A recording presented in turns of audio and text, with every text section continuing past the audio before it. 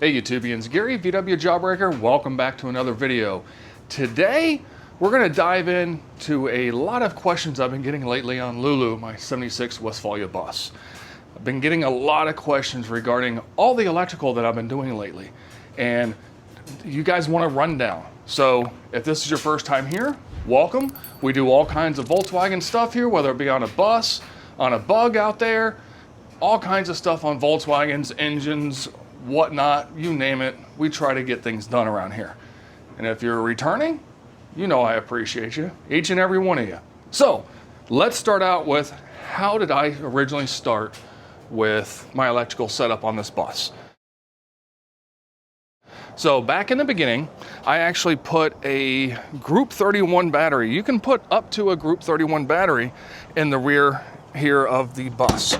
So on the right butt cheek, you have your regular start battery. Left butt cheek is open. You can actually put, like I said, up to a Group 31 battery, which the Lifetime battery is a great battery. That is 165 amp hour. Has actually got the best Bluetooth app that I've ever used on any of the lithium batteries.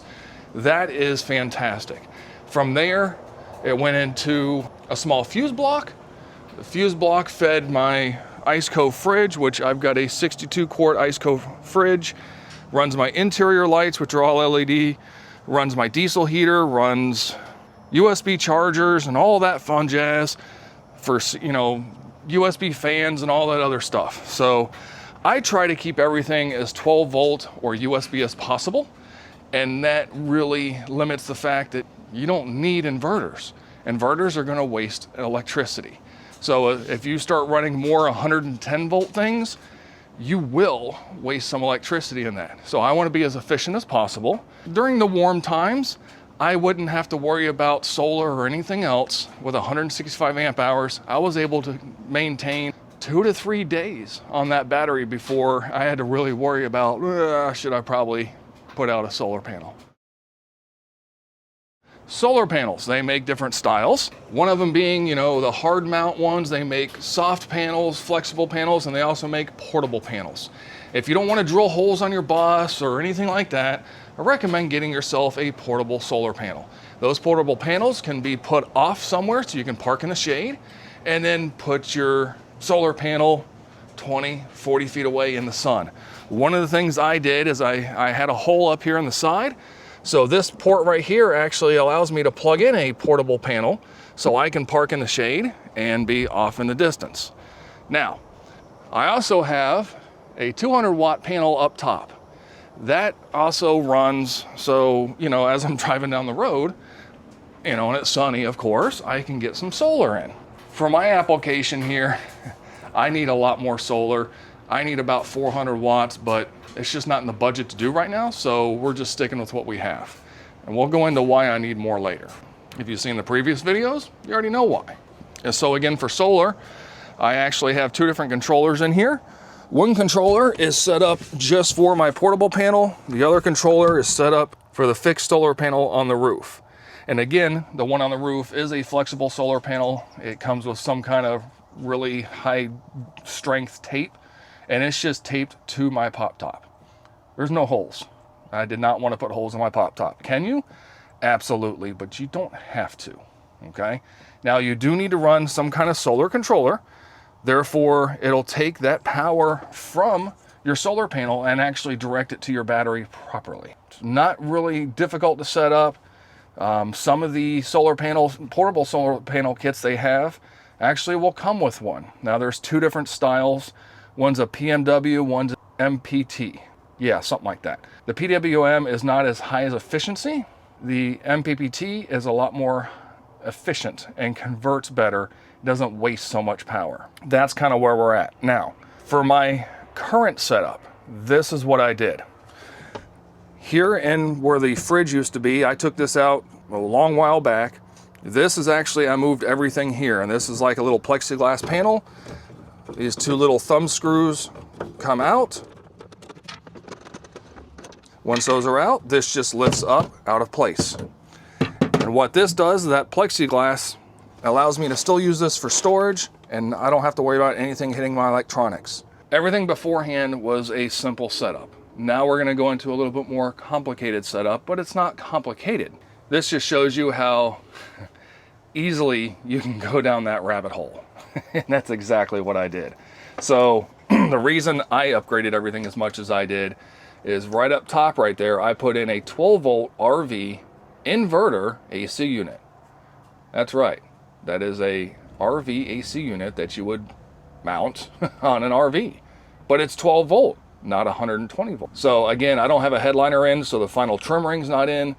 But that right there is why I did such a massive upgrade. Now, if you want to see a video on this, I'll link it right here on the screen. But we did a complete install on this and shows you how to install one of these units. It's very simple. Now, here's what I did. I actually have two 314 amp hour Wattcycle batteries down there.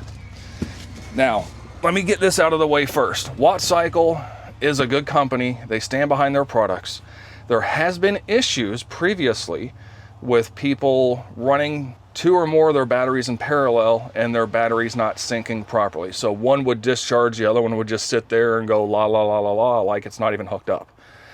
They did do some corrections in their software and their BMS software, and it does work properly. My batteries actually drain and discharge and charge properly at the same exact rate. So if I'm running a small load or a large load, you will actually see in the app both batteries splitting the load properly. So that's really nice. We've got 628 amp hours of battery, two 314s. We've got plenty of power. But again, I did that for the AC, okay?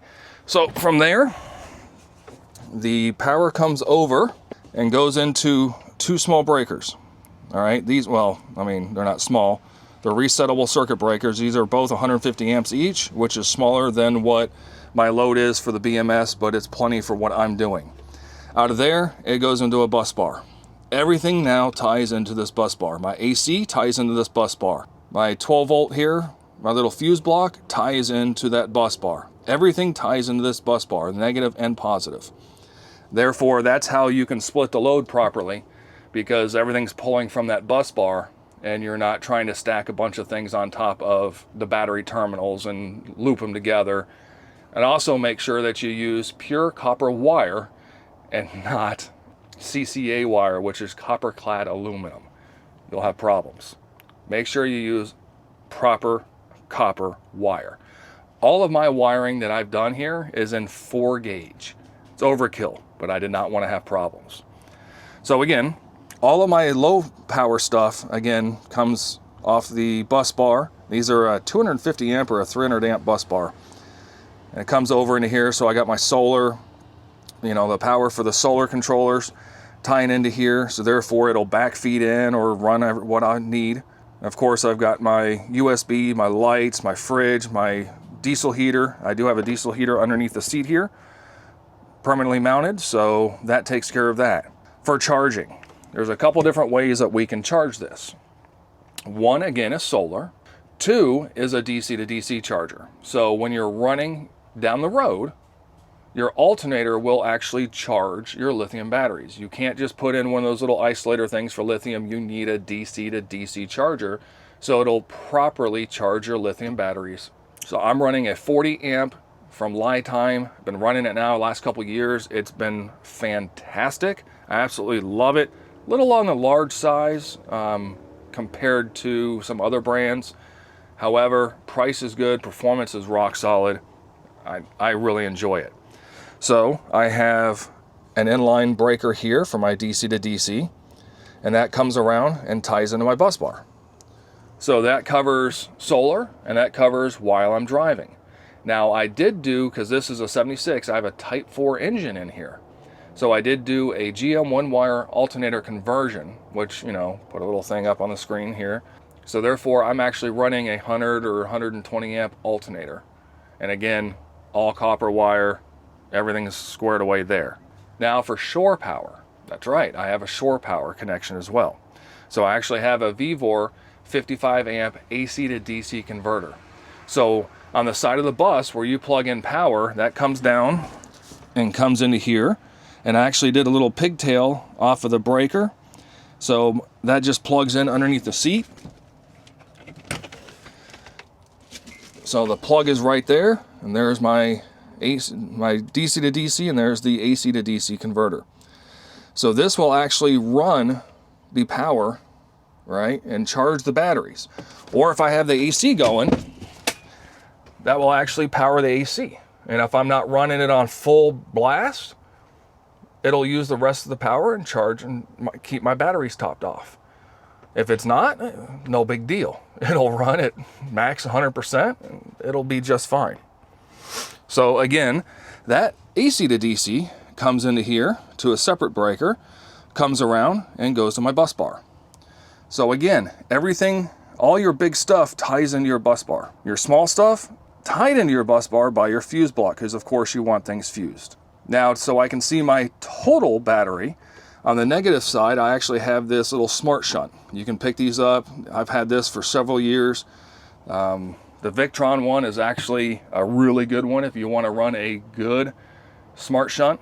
Now, the reason for the smart shunt is both my negatives for the battery tie into here. And then I have one, the two power wires coming down to the DC. So on the negative side, everything flows through the shunt monitor. So again, like I was saying earlier with the batteries, it's going to split the load. So I may have, let's say 100 watts on one battery and 100 watts on another battery. Okay. Well, you may just quickly think, oh, that's just 100 watts. I'm using 100 watts. No, pull up your smart shunt. You're using 200 watts. It's splitting the load between the two. So it's actually quite nice to see your total usage. I mean, again, with the Bluetooth on the batteries, it's nice to be able to pull that stuff up as well, but I had it, so I went ahead and hooked it up. Now, a question everybody wants to know is, how long will that AC last with those batteries? Well, manufacturer states that on eco mode and 400 amp hours of batteries, you should be able to last 8 hours. Now, of course, there's going to be many factors that play into that. All right. 1, how insulated is your vehicle? 2, is your top up, right? Because that's canvas. You're going to let a lot of heat or AC in and out of that area with the top up. 3, what's the ambient temperature outside? 4, are you on eco mode? Are you on a different setting? Are you running at full blast all night long? There's a lot of variables. Now, I can tell you, I went a little above. And the reason being is I also have my fridge going, and lights, and a fan, and chargers. I got to charge the equipment and my phones and all that stuff. So I need a little bit more. So with that being said, so far, I've been able to go 12 hours comfortably and still had battery left before I needed to worry about plugging in and charging. Now, another nice thing about running that AC to DC converter is I do have a small inverter generator. So if I'm not plugged up right here to a campsite, I can hook up the generator and power it that way and charge my batteries during the day along with my solar. Solar wise, again, this is why I need more solar. Currently I have 200 up top and a 100 portable panel, which is 300 watts. I technically need 400 up top would be ideal, and a 200 to 300 watt portable. That would be ideal. Will I really need that much? Probably not, but again, in an ideal world, that would be perfect. So hopefully this helps answer a lot of questions on why did I go so big, and why do I need so much power, and how did I go from a small simple setup to this elaborate setup. And again, it depends on how much you want to run when you're camping. Do you want to run a TV and air fryers and a convection stove and all this stuff? You're going to need a big inverter. You're going to need even probably more batteries than what I have. So there's something else to consider as well. So again, if you have questions, drop them down below. I would greatly appreciate it, and I'll do my best to answer those questions. And again, everything's going to be tailor set up to what you need and what all you want to do when you're camping. And before I forget, that little AC unit, yes, I can use it driving down the road. We actually went to the beach here recently with a bunch of us, and it was hot. It was like 93, 94 degrees running back to the house. I had the windows up. I got tinted windows. helps keep out a lot of the heat and UV and stuff. And yeah, I was running that AC all the way home. It was quite nice. No, it doesn't leak inside. Everything leaks out onto the drip rails. It's perfect. It's multi-use. So anyway, thanks so much for being here. Again, if you have questions, drop them down below. I'll do my best to answer them. And I appreciate you being here. Till the next time, be kind to one another and be good.